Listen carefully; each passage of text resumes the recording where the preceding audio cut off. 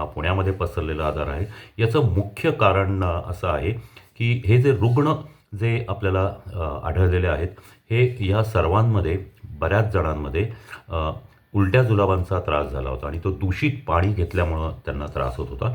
आणि ह्या उलट्या जुलाबांनंतर ते बरे झाल्यानंतर त्यांना हा आजार उद्भवलेला आहे. म्हणजे ह्या आजाराचा जो स्रोत आहे तो नक्कीच पुण्याचे जे दूषित पाणी आहे त्याच्यामध्ये नक्कीच असणार आहे. काही दिवसांपूर्वी पुण्याच्या नदीमध्ये असंख्य मृत मासे आढळले होते. म्हणजे त्या पाण्यामध्ये निश्चितच अशा प्रकारे विषारी घटक तयार झालेले असणार आहेत. हे जे पाण्याचं प्रदूषण आहे हे याचं कारण असण्याची शक्यता आहे, असा बऱ्याच नामवंत डॉक्टरांचा अंदाज आहे.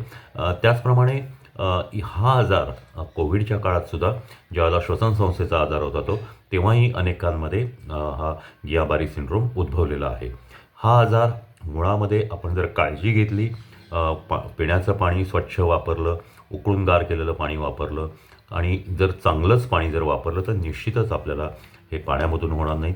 त्याचप्रमाणे आत्ता सर्दी खोकल्याचे आजार आहेत, त्यामध्ये मनानी औषधं न घेता डॉक्टरांना दाखवून योग्य त्यावेळी योग्य ती औषधं घेणं हेच याच्यावरचा प्रतिबंधक उपाय आहे.